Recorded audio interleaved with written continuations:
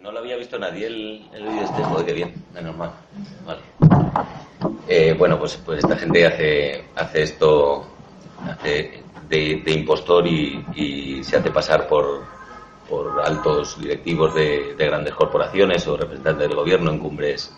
Lo mismo en el post-Katrina en Nueva Orleans, sobre un representante del gobierno delante de todos los constructores diciendo que el gobierno del Estado ha decidido recuperar las casas de todos los damnificados y demás, como en una universidad en nombre de McDonald's diciendo que han encontrado la solución al hambre en el mundo y que consiste en reciclar la mierda de los pobres para hacer hamburguesas de mierda, ¿no? Mientras habían repartido hamburguesas en toda la sala y los estudiantes se la estaban comiendo. En la universidad los estudiantes se rebelan, se indignan y luego hay que decirles que es una broma, pero en la mayor parte de los casos todo llega hasta el final y queda macabramente celebrado.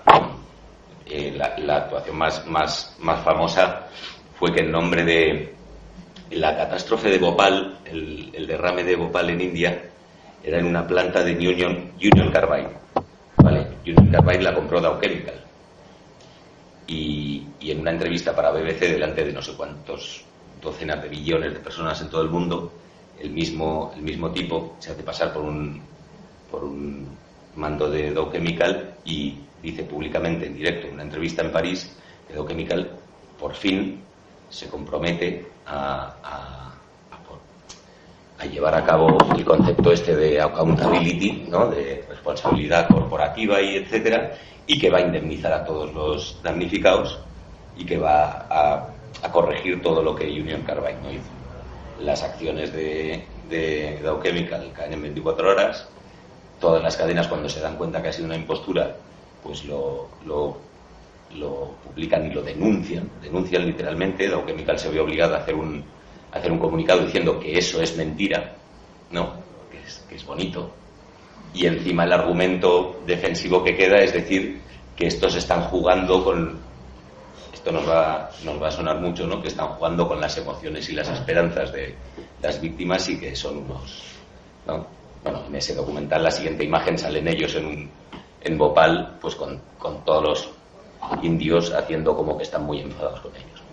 Nada más. La cuestión, ¿qué sentido tenía, aparte del poco del espíritu flamenco, aunque la semana no sea muy alegre como para hacer guasas, empezar con esto para hablar de todo el tema? Uno, el obvio y el muy explícito en el vídeo, ¿no? La condición criminal, esencialmente criminal y constitutivamente criminal de cualquier actividad económica a ese nivel, punto. O sea, es decir, aquí entre las que estamos aquí voy a intentar no extenderme en algo que en otro contexto pues, tendría más explicación, pero y aparte que no lo he dicho, la discusión empieza ya, que no vamos a hacer turno de conversación ni nada, que cada cual diga lo que se le ocurra. Uno, eso, lo que he dicho, y además de eso, por lo tanto, que toda esa lógica, todas esas actividades, todo ese sector solo se puede analizar en términos, diríamos, criminológicos, en tanto que crimen ya de partida, ¿no? En base a sus consecuencias en términos de daño social, en términos de vidas humanas, como bien acepta el honesto representante de Dow Chemical desde el principio. La otra es lo que sale de manera muy tangencial en el vídeo, que es la figurilla del judío, y además caricaturizada, ¿no? O la figurilla del indio.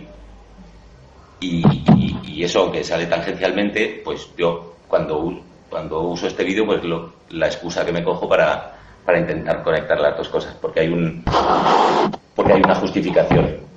Ambas figuras son representativas de ese sujeto ideal, ¿no? Que en un momento dado es el otro, no tiene por qué ser el indeseable, simplemente es el otro, el incivilizado, que en un paso más es el otro explotable hasta el máximo, explotable hasta un máximo que, vuelvo a lo de la lógica criminal económica, según la teoría de la utilidad marginal, según el marginalismo, representaría la unidad óptima de factor productivo trabajo. Es decir, la unidad óptima de factor productivo trabajo, según el marginalismo, es la que ofrece, la que sigue ofreciendo una unidad última de aporte al beneficio, digamos, al ingreso. O sea, aquella unidad última del proceso productivo que sigue aportando, aunque sea el último mínimo de retorno, es la unidad óptima. Es decir, aplicada al trabajo, el extranjero pobre, sin papeles, que tiene un 99% de morir antes de llegar, porque cuando llegue va a ser el último explotado, esa es la unidad óptima. Por lo tanto, como referencia, esa es la unidad a la que hay que tender, ¿no? Nos damos por aludidas todas y ya está. Esa sería otra figura, la del otro, la del ajeno, la del incivilizado, la del explotable, y en un momento dado, si se revuelve un poco, pues la del enemigo, la del monstruo, la del asesinable, la del torturable. Ese eje, esas tres figuras, el otro explotable enemigo, otro explotable torturable, tienen un reflejo simétrico en el mundo del castigo, ¿no? Sería, o sea, la dimensión cultural, la dimensión económica y la dimensión punitiva, pues tiene un reflejo bien claro que nos permite hacer la conexión entre ambas cuestiones. Dos cuestiones que eran una crímenes y otra delitos. Y aquí empezamos a jugar con las palabras porque hago una nota a pie de lo que se supone que va esto, y además estamos en un contexto en el que tiene sentido plantearlo así directamente, es de discutir acerca de qué argumentos o qué discursos construimos para trabajar desde el abolicionismo penal, ¿no? Desde un abolicionismo anticapitalista, desde un discurso anticarcelario, por concretarlo mucho más, lo más coherente posible, que nos lleve en último término a poder decir, ¿no?, a poder resolver la eterna discusión de lo de los presos políticos o los presos comunes o zarandajas de ese tipo, ¿no? A poder argumentar de la manera más potente posible por qué en un régimen como el actual y en un sistema como el actual, si no el 100%, el 99% de los presos que hay entre rejas son presos políticos, porque son presos que acaban donde acaban fruto de un proceso político, de unas decisiones políticas y de una construcción política, y de una construcción política que comienza ahí, ¿no? Entonces, no me pierdo, iba a lo de crimen y delito. Mundo del crimen. Son dos palabras que propongamos darles nuestra propia definición, ¿no? Reacotar esa definición. Mundo del crimen. Es crimen. Algunos crímenes se tipifican como delitos, la mayoría no. Si se pone un ejemplo como este es porque ese volumen abominable de criminalidad está en su práctica totalidad al margen absoluto del alcance de los sistemas penales, por lo tanto tiene sentido ponerlo como ejemplo. Definamos crimen como aquella actividad que produce un determinado volumen de daño social, muchas veces no calculable, pero muy fácilmente reconocible y valorable, en beneficio privado. Ese crimen no se puede analizar más que, como he dicho antes, en términos económicos, criminológicos, ¿no? Y con dos actores o con un actor bicéfalo, que diríamos, que se llama mercado-estado. Lleguemos a este punto con un poco de seguridad, porque nos resolvemos lo de hablar de empresas, estado, de administración, parece una obviedad, pero eso tiene muchas implicaciones a la hora de discutir acerca de regulaciones mercantiles, de regulaciones penales. Esto se resuelve con una mejor regulación. Estos problemas empresariales, pensad en un crimen ecológico, ¿no? Pensad en Bhopal, pero pensad en cualquier, no pensad en la privatización de la sanidad, pensad en cualquier crimen de ese tipo, ¿no? No se resuelve con mejor regulación o peor regulación, sino que se resuelve si es que tiene solución, con un proceso que va mucho antes, ¿no? Que tiene que ver con el modelo económico y con el régimen que lo legitima, no con un cambio legal. De la misma manera, y me voy a lo del delito, de la misma manera que la crítica a digamos, al sistema penal, si es crítica, no es una crítica superficial que apunta a algo que te parece mal cuando te afecta a ti. Si la crítica es crítica, cualquier crítica por definición apela a los fundamentos más primeros que llevan a construir un discurso que legitima el modelo ahora mismo de sistema penal existente. Es decir, la crítica es crítica si va a las bases primeras, a los fundamentos ideológicos, a los principios incluso culturales de esa construcción.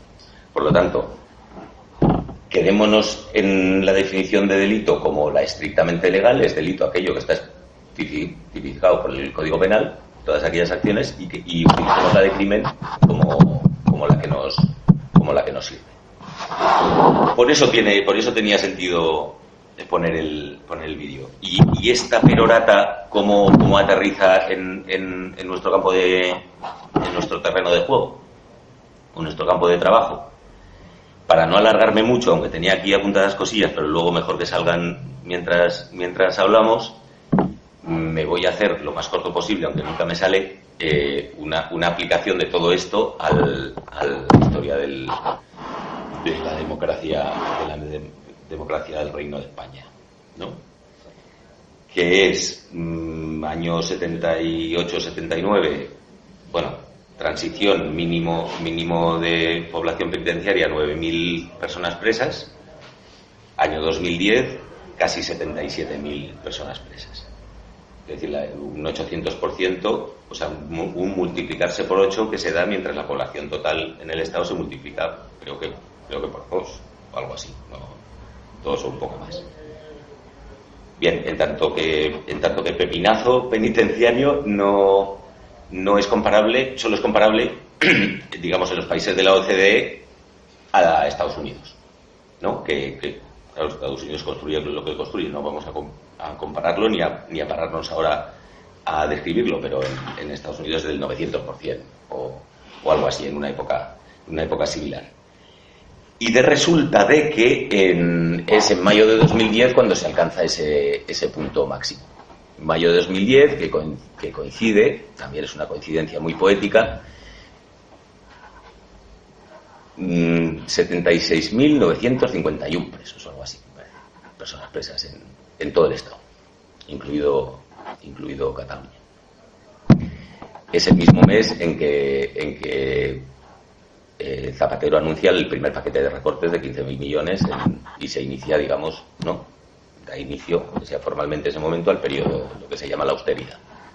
A partir de entonces, si pasamos de 9.000 a 77.000, a día de hoy, 7 años después, hoy lo he mirado la cifra de hace 2 meses, sigue bajando y estamos en 59.000 y pico personas presas. Lo cual es una reducción del 25%. O sea, la reducción que marca desde 2010 hasta ahora es de un ritmo bastante equiparable al del crecimiento anterior. Entonces, así como para discutir en cualquier contexto, ¿no? Como herramienta para discutir en cualquier contexto. A ver, punto 1. Premisas, por eso decía lo de la crítica. Bases primeras y casi inconscientes, ¿no? Que tenemos aquí en el tuétano, acerca de cómo se piensa comúnmente la prisión o la relación entre delito y castigo. Pues claro, cuando todo se pone muy feo, cuando hay más llamémosle crisis, ¿no? Hay un poco más hay más pobreza, el personal está más jodido, se delinque más, luego se castiga más, luego hay más personas en prisión, ¿no? Ese es el razonamiento lógico que cualquier hijo de vecina, ¿no? se plantea. De hecho, que razona instintivamente. Creo que todos estamos de acuerdo en esto porque todos lo habremos vivido. Si hay alguien que no está de acuerdo, ya le digo desde ahora mismo que sí que es así todo el rato porque pasa absolutamente todo el rato. La cuestión es que más bien se da, por lo menos en el caso del Reino de España durante estos 40 años, pues absolutamente contrario. Punto 1. es esa tasa registrada de delitos, hemos dicho, definido tal como, ¿no?, legalmente está, es la única variable, o por lo menos la que menos correlación presenta con la evolución de la población penitenciaria, es decir, por esa vía, en términos de causa-efecto no podemos resolver nada, no podemos explicar nada. Y segundo, por hacer un poco de spoiler y yéndome arriba del todo, y luego podemos hablar un poco, lo que sí ha tenido mucho que ver con esta evolución de la población penitenciaria, no en términos de causa-efecto, porque hablar en términos de causa-efecto es una especie de alucinación positivista, de sociológica chorras, con números, la estadística y sus usos espurios, ¿no? No pretendo responder, no, sí hay esta no, pero sí hay una causa-efecto. No, la cuestión es no obcecarse en por qué ha pasado esto, sino en tratar de hacer, vuelvo a lo de antes, el análisis político de cómo carajo hemos llegado aquí y se ha construido esto. Y la respuesta es, ese es el spoiler. Pues sí, con el delito no ha tenido que ver, pero con el crimen sí. Es decir, y ahora esto no va a ser fácil de resolvérmelo en una frase, pero si antes hablábamos de un orden, de un modelo de acumulación, de un modelo económico esencialmente criminal, y en tanto que criminal, lo he dicho antes, generador de daño social, cuanto mayor, en esos 40 años, cuanto más próspera era la fase de crecimiento, actividad económica, y por tanto, en base a ese modelo, generación de daño social, se fuera consciente o no, y luego ahí podemos discutir mucho, si durante la época de la burbuja se estaba generando daño social o no, ¿no? Si en la época de la primera burbuja, finales de los 80, más inversión pública, más inversión extranjera, no sé qué, el pre-Barcelona 92, ¿no? 86-92, que es el... ¿Qué pasaba ahí? Si luego en los años 2000, no 96, 2000, 2010... También, ¿no?, tenemos el milagro español, la subida al tren del progreso, el crecimiento rampante. Son precisamente esos momentos, esos ciclos en los que la población penitenciaria se dispara. Intuitivamente, para luego desarrollarlo, pues la propuesta spoiler es sí, la evolución de la población penitenciaria en un modelo de desarrollo, llamémosle neoliberal. Y no pasa solo aquí, pasa en muchos otros sitios. Tiene nada que ver con el delito formalmente definido y registrado, y sí todo que ver con ese crimen generador de daño social. Poniendo como ejemplo, de hecho, perdón, he mencionado que a partir de 2010 baja la población penitenciaria, ¿no? Es precisamente cuando estalla la crisis y empieza el periodo de la austeridad y los recortes, cuando empieza a bajar la población penitenciaria de manera muy rápida. El único periodo anterior donde eso se da, donde llega a bajar un poco, o por lo menos permanece estable durante un rato, es la época de la crisis post-1992, entre el año 92 y el 2000, o sea, el 95-96, hasta que Aznar empieza a recuperar el cotarro, ¿no? Eso es muy significativo. Me quedo con el último, con la segunda fase, que es más grave. En la segunda fase, por ejemplo, elementos que nos ayudarían a explicarlo, por si nuestro interlocutor tiene dudas sobre en qué consiste generar daño social, ¿no? En una fase de crecimiento basada exclusivamente en financiarización, ¿no? Ladrillo, especulación, consumo a crédito, ¿no? Y endeudamiento de las familias 14 veces por encima de su capacidad, ¿no?, de sus ingresos. Y de joder, parece que sí, que ahí hay algo latente que luego si estalla desparrama todo el daño acumulado. Bueno, está claro, eso ahora lo estamos viendo. Además, en esa época lo que ocurre es que el Estado español se convierte en el tercer país importador de fuerza de trabajo pobre después de Estados Unidos y Arabia Saudí, ¿no? Durante esa época, durante ese tramo, solo ese dato, y ahí nos podemos remitir al vídeo otra vez, solo ese dato ya serviría para estar horas, ¿no?, desarrollando el asunto. Toda esa violencia que es necesario poner o activar para sostener ese volumen de explotación que tiene lugar durante ese tiempo es lo que nos coloca como una potencia mundial importadora de mano de obra. Y para que ocurra eso tiene que haber una franja de 1 millón de personas en lo que llamaríamos el cubo de la basura, ¿no? En una condición de inseguridad permanente y de desprotección absoluta, ¿no? Los irregulares, ¿no? Tiene que existir otro volumen de daño incalculable que tiene que ver con las políticas de fronteras. Tiene que existir un montón de cosas que vistas en retrospectivamente constituyen el referente inmediato de lo que ahora es una tendencia general y que también afecta a los blanquitos, ¿no? Y vuelvo a lo de la utilidad marginal, o sea, lo de la teoría marginal y en la explotación de la fuerza de trabajo. En aquel momento, pues parece que el discurso era que el delito subía por culpa de los inmigrantes. En realidad no era tan cierto que el delito subiera significativamente y menos cierto era que subiera por culpa de los inmigrantes. La cuestión, inmigrantes, maldita palabra, ¿no? Extranjeros pobres. La cuestión es que en su relación con el sistema de justicia, los extranjeros pobres eran doblemente criminalizados por los mismos actos, doblemente identificados, etcétera, etcétera, etcétera. O sea, la relación y cuando menciono eso me refiero en particular a un estudio sobre la relación entre extranjería y sistema penal, que en el año 2004 creo que se hacen unos compañeros de Zaragoza para el Consejo General del Poder Judicial, y como todos los datos salen al revés, acaba en un cajón para siempre. No sé ni siquiera si a día de hoy ya es accesible ese estudio. A todo lo que voy con eso. Y si se nos responde muy bien, vale, entonces ya lo he entendido. El sistema penal, el castigo, y con la cárcel en el centro como paradigma, es una herramienta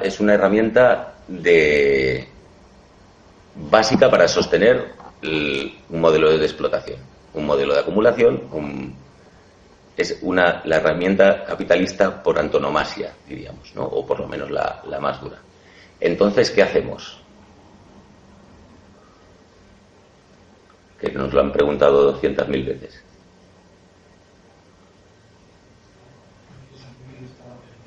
Vale, no. Si era para darme un descanso, porque yo tampoco la pienso responder, es que odio esa pregunta. Es que odio esa pregunta, era un poco una... Claro, si criticas la cárcel, entonces ¿qué hacemos?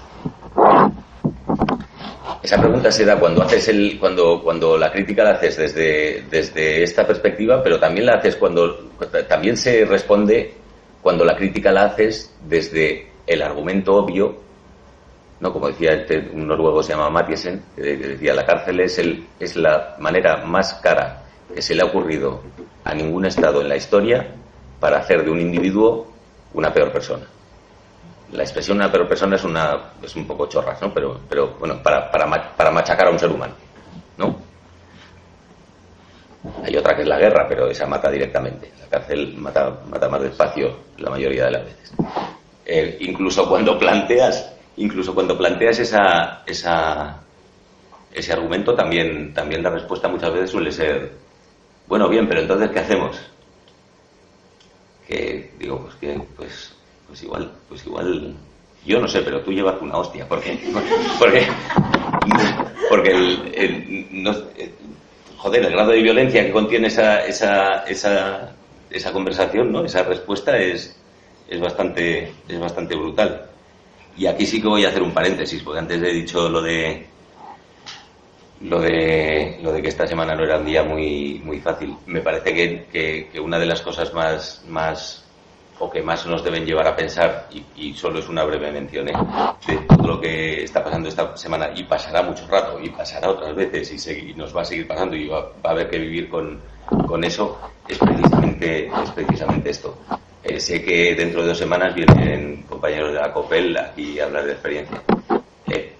Por eso solo hago esta mención, porque no hay nada mejor y de esto solo tiene incluso legitimidad, ¿no? y toda la contundencia para hablar de esto, pues compañeros como los que vengan a presentar el documental en 2 semanas.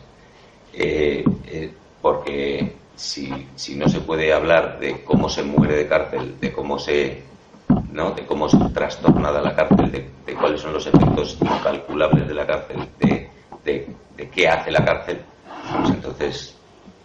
pues entonces dejo la pausa y vuelvo a mi cotarro y a mi perspectiva, porque esa no es la que toca hoy. No tocaba hablar de dentro de la cárcel, sino la cárcel como herramienta de.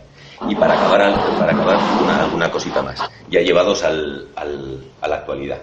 Antes dije, bueno, pues es desde 2010 cuando en teoría lo esperable, según los rudimentos estos de mierda culturalmente establecidos que tenemos, que si la cosa va peor, entonces como los pobres delinquen más. Hay varias maneras etiológicas de explicarlo. Una es un poco más bien intencionada, que es, bueno, es que donde hay pobreza hay más violencia y hay más delincuencia. Otra es que los pobres son unos hijos de Satán.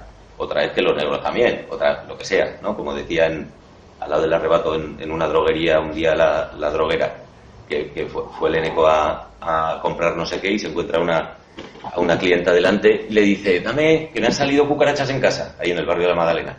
Y le dice la droguera, dice, ¿viven negros en tu casa? Porque he estado haciendo un estudio sociológico, le faltó decir.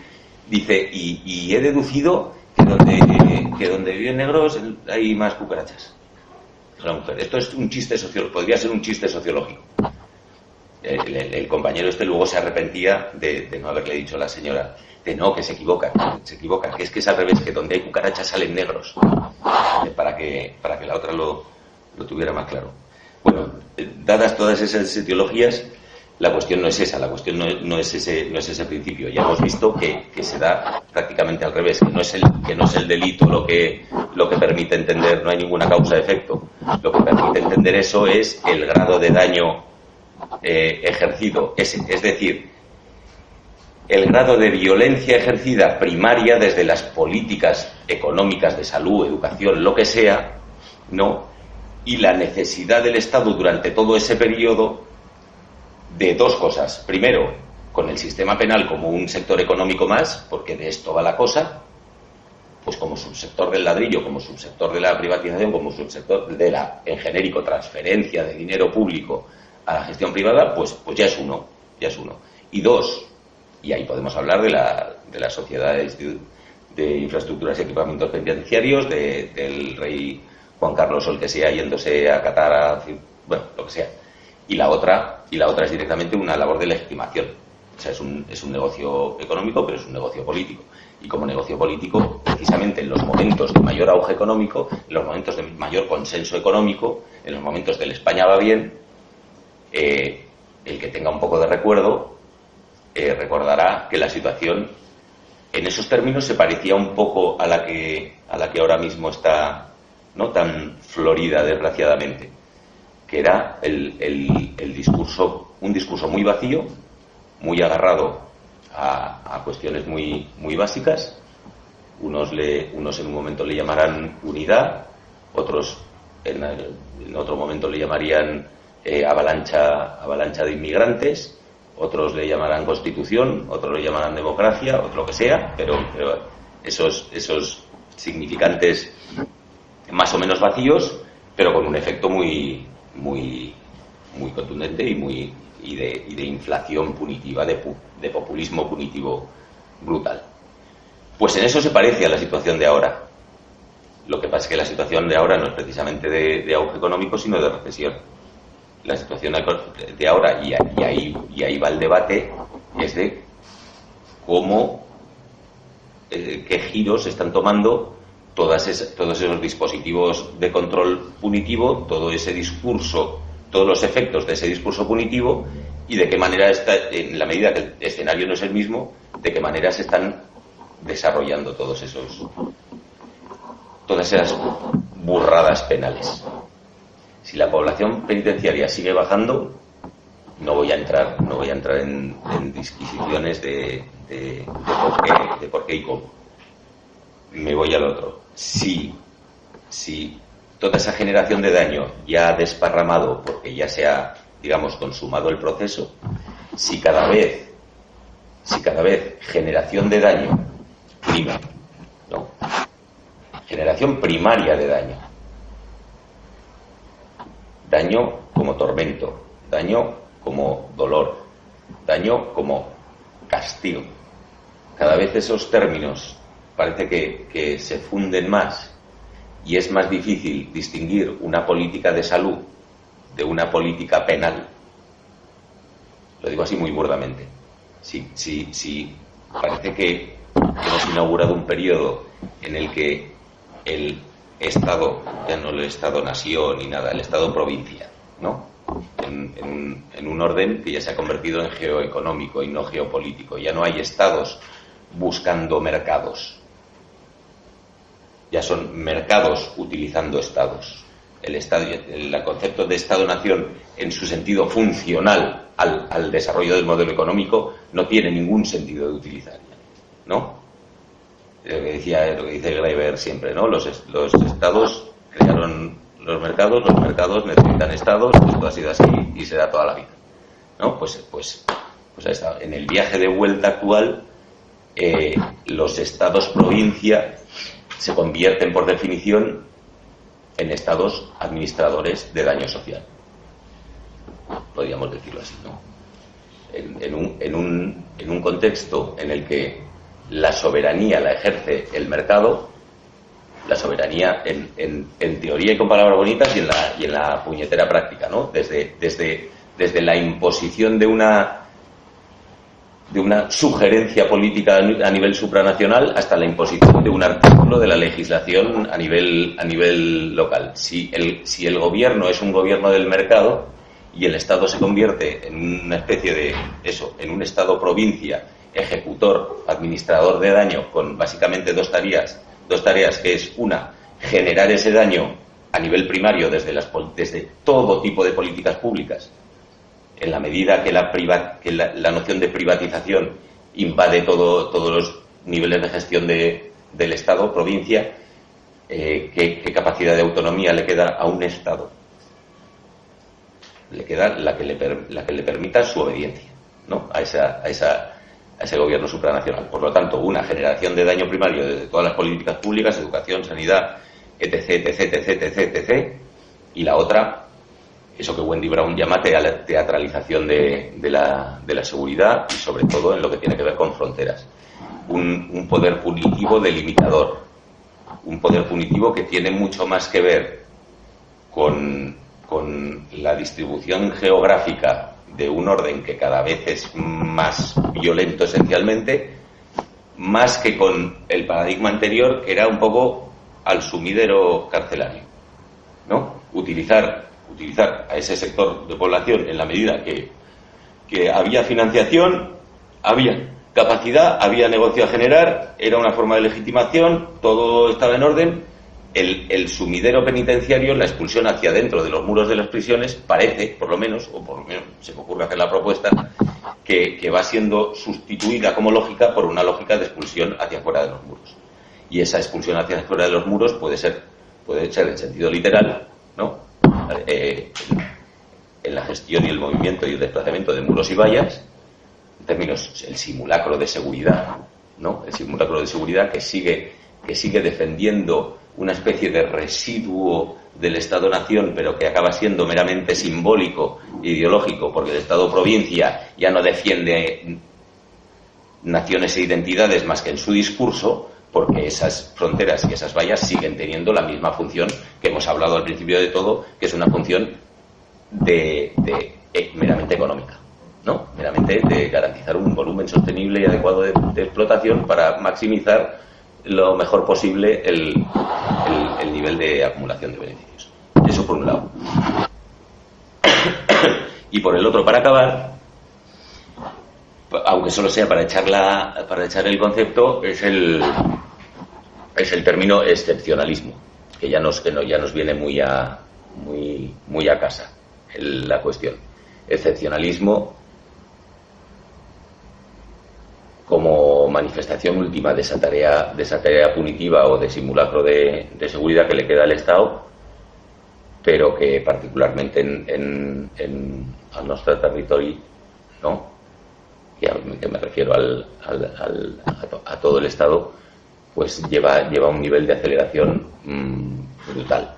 En Francia, creo que fue la semana pasada o la anterior, en Francia, como están muy avanzados, esta legislación de excepción, ¿no? Que algún portavoz ya del gobierno en su día y hace el año pasado ya decía, se va a prolongar el estado de emergencia hasta que la población lo interiorice y no haga falta declararlo, ¿no? Está muy bonito poder decirlo explícitamente, ¿no? La lógica es esa, pero que salga un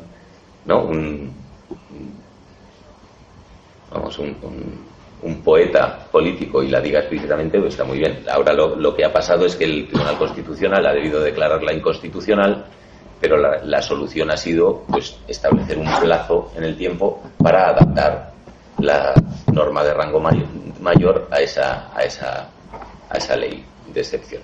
Con lo cual, no, está muy bien arreglado. Aquí lo hacemos un poco más a hostias todo.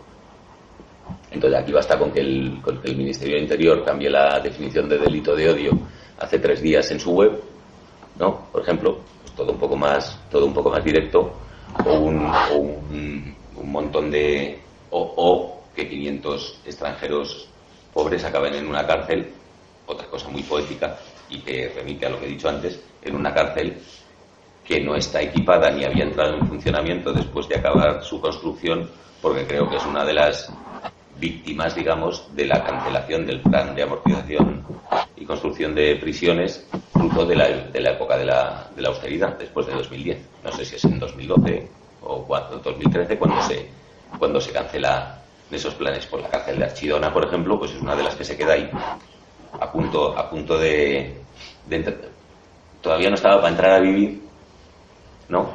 Como solo tenía el piso piloto, no estaba para entrar a vivir, pero para 500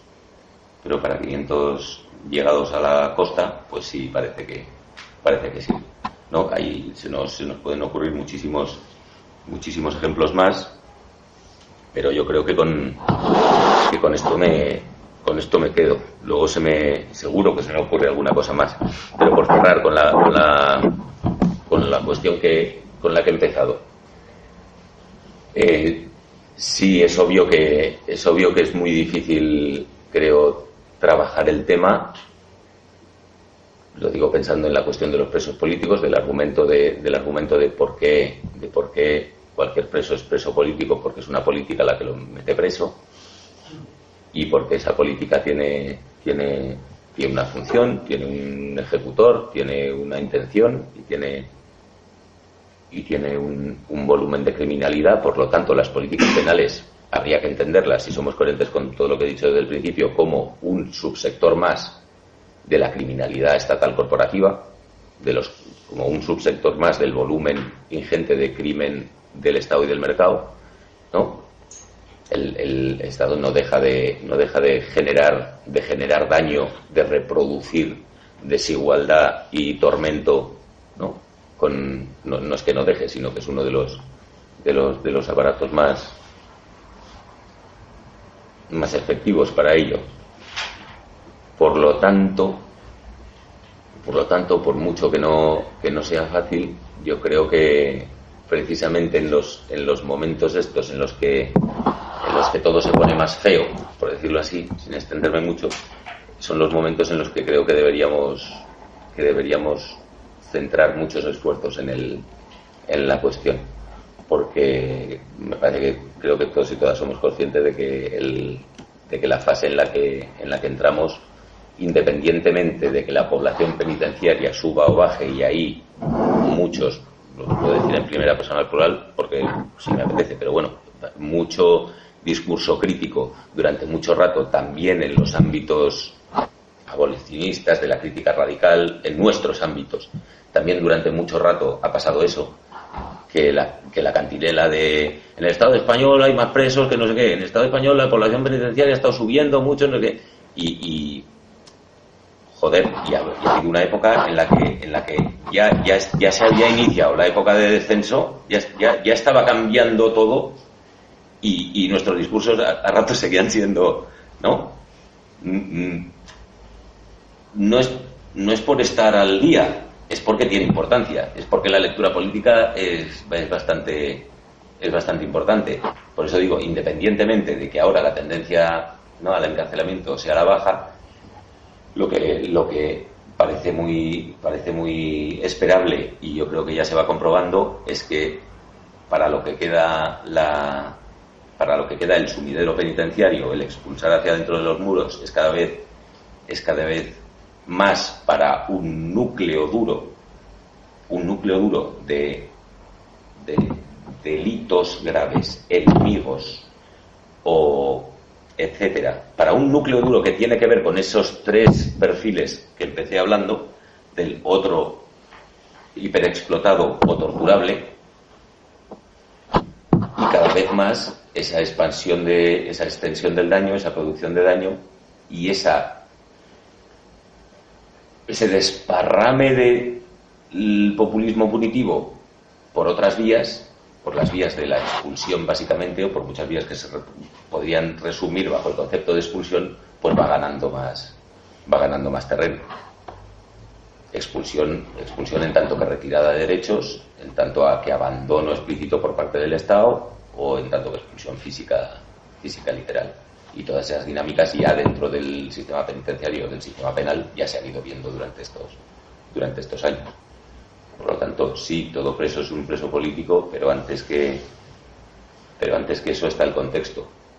Como todo régimen de mercado-estado entendido como lo entendemos, porque no hay otra, es esencialmente criminal, pues ahí tenemos los dos frentes, lo tenemos chupado.